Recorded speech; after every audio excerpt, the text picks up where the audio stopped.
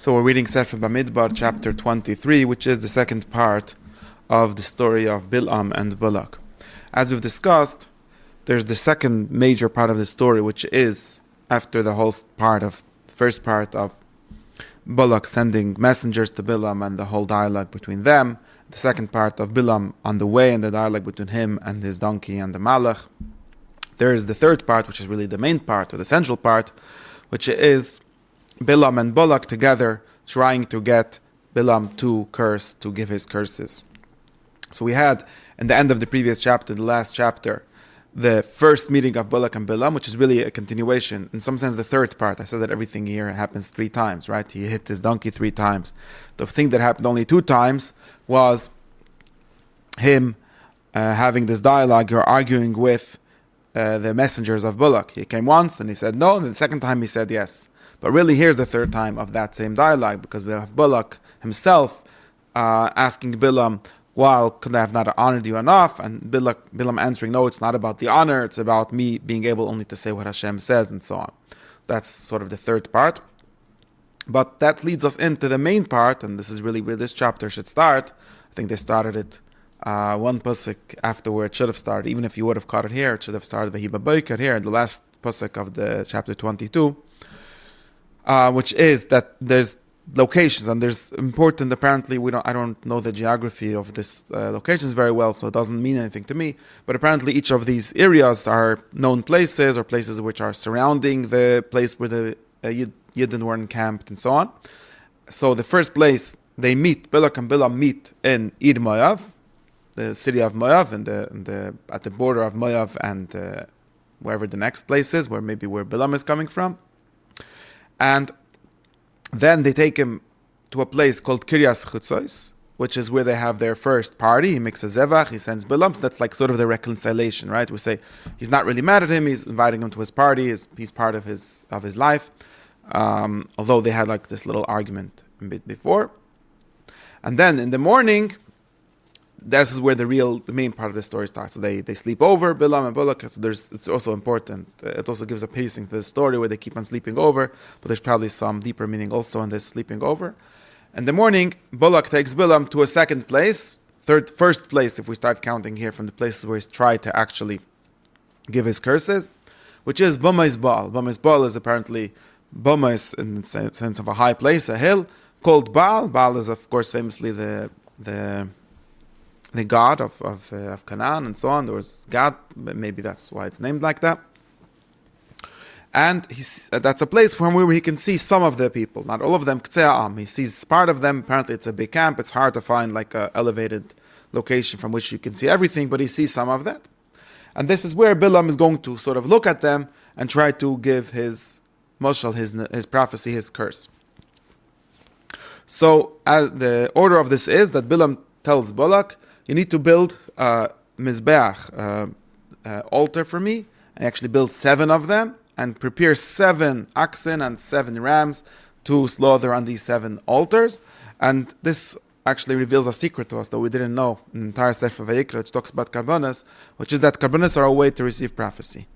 Right? You want God to speak to you, you want God to appear to you in whichever way, in whichever modality He appears.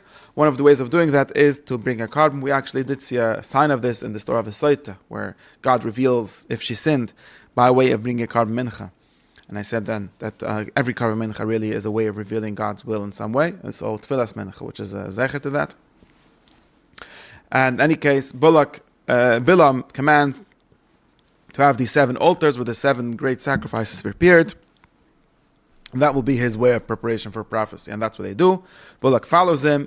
They both each vayal. They elevate, right? They sacrifice 1 pot and 1 island each on each mizbech. And now Bilam tells Balak, and here again we have the description of how the prophecy comes to Bilam in a way that we don't have in most other prophets. Definitely not in the Torah. We don't have for Moshe. We have a little bit for other prophets in Nach. Bilam tells Balak, you stand here. Stand on your earth, stand on your carbon, which is apparently a kind of a ritual standing. It's like stand here, be part of this process. And he will go somewhere, go on, take some walks by himself, and maybe God will, he will meet me, basically, will come across to me and will show me something and I will tell you. So that's his way of describing how the prophecy will come to him, by some kind of walking, by some kind of meditation, whatever he's doing. He might speak to him. Vayelech Shefi, and Shefi is apparently a word for this kind of meditation or this kind of preparation that Bilam is doing, to walk in a certain way, or walk by himself, or walk deep in his thoughts, whoever it is, where he meets God. That apparently this is how he knew how to bring the prophecy on him. And that happens. What he said, Ulai, happens. Vayikar Elim el Bilam, God meets Bilam. Vayikar should be translated as something like meet, or like a chance meeting, but I think that's the best translation that I can give right now. And Bilam tells him, look, I've prepared these 7 altars. I've sacrificed an ox and a ram on each altar. And in other words, when he's saying, it means to say, okay, like I've done my part, now you do your part. That's right. That's what he's saying. It's like, look, I've given you what you need, so what do you say?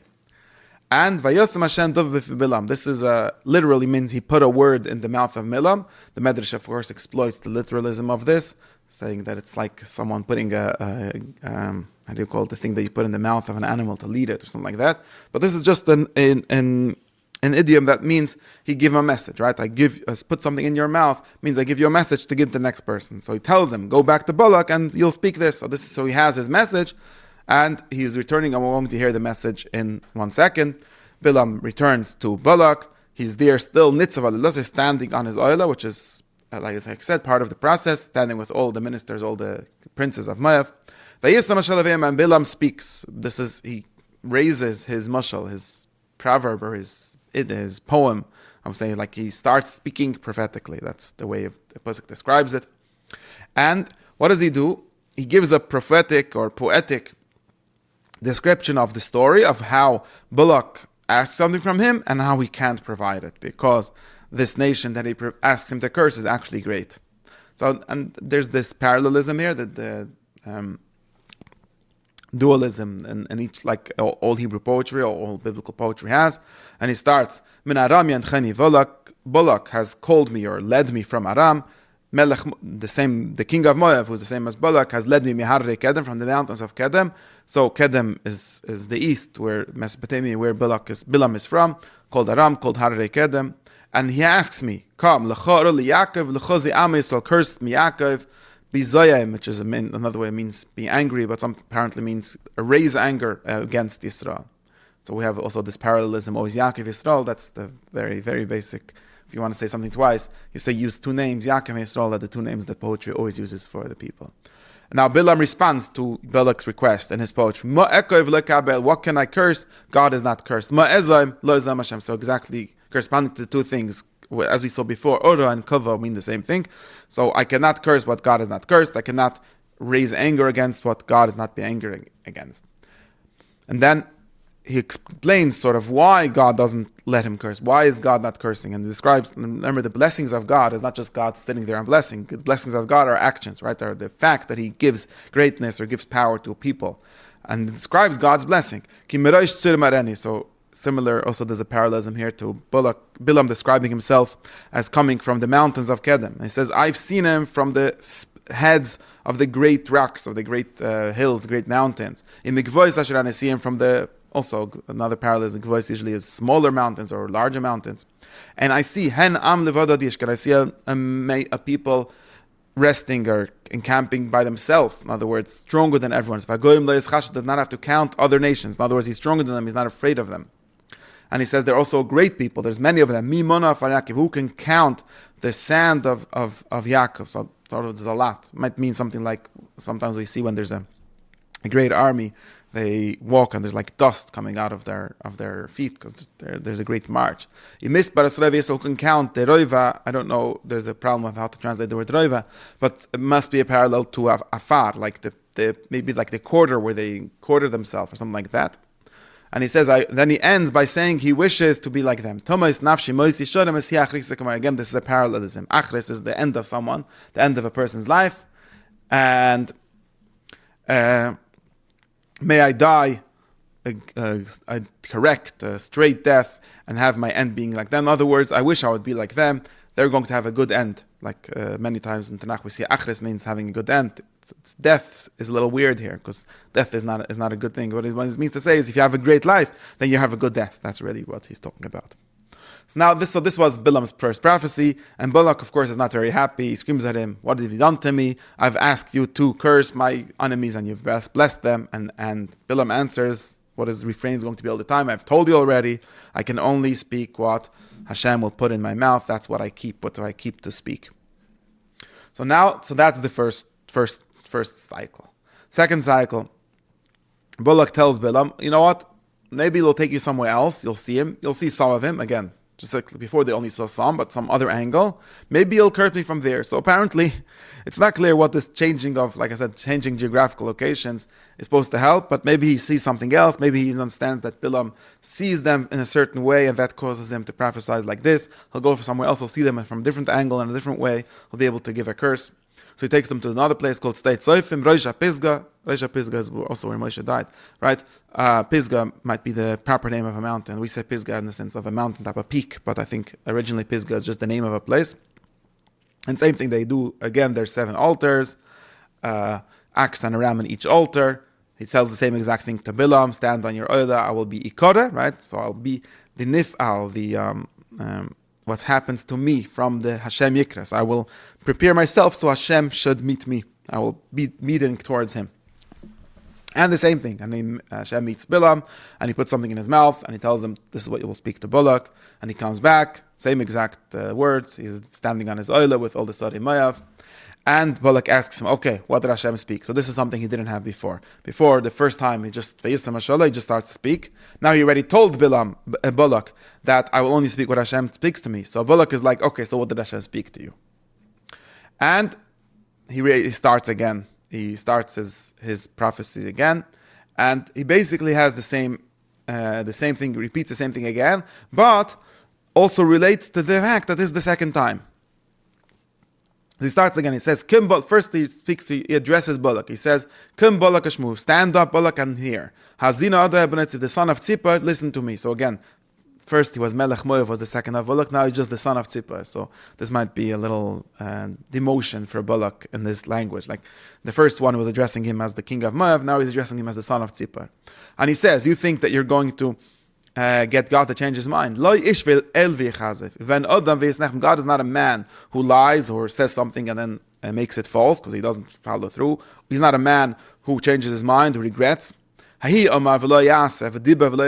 person, he speaks, says, and he doesn't do. That's v'chazev. Or he speaks, he doesn't follow through on what he did because he changed his mind. But from God, you have taken a blessing from God. This is what God wants to take. I will not return it. God didn't change his mind. You think you're going to change his mind by taking to another angle. It's the same thing. And now he speaks more about the perspective of God. In the previous one, he only started with the greatness of the people, where they come from, and now he's really speaking from the perspective of God. Because remember, the subject of this poem is more about God not changing his mind, about God actually loving the Yisrael and Yaakov, and not wanting to change his mind. He says, "Lo yivit ovem beYaakov." It does not see evil, does not see sin in Yaakov. Le'ro omal b'Yisrael, doesn't see badness, evil, or we can think about how to exactly translate the word omal in Yisrael. Hashem elehavima, his God. Hashem, his God, is with him. Ustruas melech boy, and the will of the king, his king. So here, the king is not king of Moab. The king is melech, which is a parallel to Hashem elikav, or elikav, meaning his king, his God, is a similar thing. He's their leader, is with him. So Hashem is with him. His Trua might also literally mean like Trua, like his horns, his shofar that he blows is with them. Basically, God is with them. He doesn't want to see evil with them. And he's not only being with them from now. Remember, you said, Hine am Yitzim Mitzrayim. Yeah, like Rashi noticed. It's not am Yitzim Mitzrayim. El Mitzim Mitzrayim. God took them out of Mitzrayim. This Havaya. Kisi Af Yisraim Lai, with the greatness or the raisedness, the highness of Re'em, which is apparently some kind of strong or tall, beautiful animal, like a kind of axe apparently. Now you think you're going to come with some embiyodam, with some kind of magic, some kind of rituals to curse them. There is no nachash that works on Yaakov. Like Kesem B'Yisrael, they're stronger than that. Now we will tell to Yaakov, now this is a pasuk that is a little harder to read. What he seems to be saying is, again, connecting to the theme, it's El that is the one that takes that to Mitzrayim, is the El, Hashem Elikov, that's Imai. So you can't tell Yaakov, you can't go against, because this is Mapal El, this is the God's activities. That's the best I can do for now. And then down then the last two lines of this poem, he goes back to what the way he described it in the first poem, and describes the power, the great courage and power of this nation. Am Lowy Yokem, Uchari is Nasa. These are again, Lowy and Ari are two words for a lion, maybe a young one and an old one, I don't know. He stands up like a lion, and he will not he will not sleep until he eats what the lion eats. Like teref is like treifa, right? A lion devours, conquers other animals, and drinks the blood of his enemies. And that's also, so there's this parallels of eating and drinking. Of course, nobody drinks the blood of their enemies literally, but this is an idiom for winning a war and killing. So now Balak is already upset, and he doesn't respond matas, because we already know the answer. He already was the question answered the question he asked last time. I've asked you to curse and you've blessed. He knows the answer. The answer is Hashem told you. But so Balak tells Bilam, you know something? I have a solution for you. Okay, you know something? God doesn't want to curse them. Okay, I can't go against. You can't go against that. But who forced you to bless them? At least just be silent. If God only wants to bless, just be quiet. And Bilam answers Balak, no, you didn't understand what I said. I didn't only mean to say, Ashmer is always loisas. Ashmer means I will not go against Hashem. That's true. But besides from me not being able to go against Hashem, I also have a positive commandment. Whatever Hashem tells me to do, I have to do it. It's like mitzvah say, es, right? Es, I will do. So you ask me to get out of the problem by being silent, like doing a packet veto. That's not going to work. If Hashem tells me to say something, I must say it. Okay, now Balak is not discouraged yet. He's still trying a third time. Balak tells Bilam, okay, let me tell you another place. Now, we already understand that it's God that we have to placate here, that we get it. Maybe we'll take you a third place. Maybe we'll be direct. Maybe we'll be correct in the eyes of God, and you will curse the people for me from there. So again, it seems like these places are somehow supposed to show the weakness of the people. Maybe, as we see, Bilam is continuously being impressed by the weakness of the people, or by the strength of the people. And we could also interpret this, if you want, spiritually, he's seeing their good deeds, they're being good people. Maybe from the other side, he'll be able to see some weakness. We can interpret this in strategic terms. He's looking for a way to get in for a kind of weakness, and then apparently understands that what God is doing is also the strength that they have. So he's going to find some weakness, some angle to get in, or you can interpret it spiritually as finding some sin or some problem, like we said, lehibit oven biyak. Maybe we'll find some oven. So that's what he does. He takes them to a third place, Rosh HaPeor, and Peor apparently is also the name of a mountain. Of course, we know that there's also Baal Peor, the Baal of Peor. That's the literal meaning of it, right? The god called Baal. Baal is just a word for Udin, right? The Lord of Peor. And Hanish Kopneshim, from which there's a view of the Yeshiman, of this plain called Yeshiman. And the same process, they build the seven mizbachos with 7 oxen, 7 rams, and they do that. And now we are going to stop, because the chapter stops here for whichever weird reason. So we will stop also and continue the third prophecy and the fourth, which is not really part of the story because there isn't the whole process in it, in the next chapter.